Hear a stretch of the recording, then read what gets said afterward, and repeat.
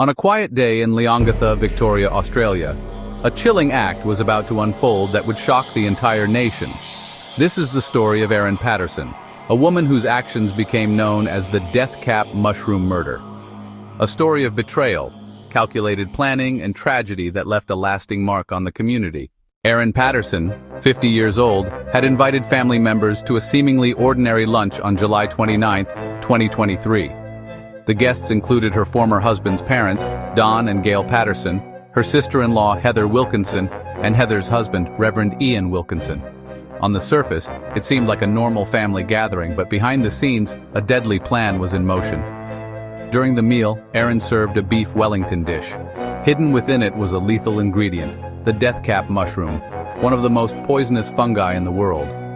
Don, Gail, and Heather consumed the meal and tragically succumbed to the poison. Reverend Ian Wilkinson survived, but only after facing severe illness and undergoing a life-saving liver transplant. Investigators quickly uncovered that Erin had researched poisonous mushrooms online, suggesting premeditation. Further evidence revealed she had attempted to manipulate the situation by using a fake phone to communicate with the police, claiming that leftovers had been given to her children. Her actions painted a picture of someone who had planned the crime carefully, rather than it being accidental. The case drew national attention and dominated Australian media for weeks. In September 2025, the Supreme Court of Victoria sentenced Erin Patterson to life imprisonment with no possibility of parole for 33 years. Judge Christopher Bell described her as a heartless liar and condemned the calculated nature of her crime, calling it a deep betrayal of trust. Although Erin maintained that the poisoning was unintentional, the court rejected her claims. It was evident that she had planned the act meticulously, from researching the deadly mushrooms to executing the meal with precision. The court viewed her actions as deliberate and malicious, not as an accident or mistake. The motives behind her crime were explored extensively. Investigators suggested disputes over child custody and financial matters following her divorce might have played a significant role. However, no matter the motive, the act itself shocked the public and highlighted how personal conflicts can escalate to unimaginable extremes. The impact of Erin Patterson's actions reached far beyond the immediate family.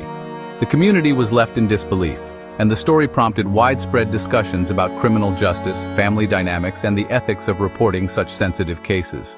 Reverend Ian Wilkinson, the sole survivor, expressed his grief publicly, describing the loss of his loved ones as a feeling of being half alive. This story also inspired media adaptations, including podcasts, documentaries, and TV dramas, all exploring the chilling details of the case. It served as a reminder of the devastating consequences of carefully planned crimes and how ordinary appearances can mask extraordinary darkness. Erin Patterson's crime is remembered not only for its shocking brutality, but also for the cold calculation behind it. It shows the extreme lengths someone can go to when driven by personal grievances and highlights the fragility of trust in family relationships. This case will remain a haunting chapter in Australian criminal history for years to come. As we reflect on this tragic story, it reminds us to stay vigilant and cautious, understanding that sometimes the danger comes from the most unexpected places. Erin Patterson's actions serve as a chilling example of premeditated harm and the devastating ripple effects that follow. Thank you for watching this detailed account of Erin Patterson and the deadly lunch that shook Australia. Stay informed, stay alert, and remember that even seemingly ordinary events can conceal extraordinary tragedies.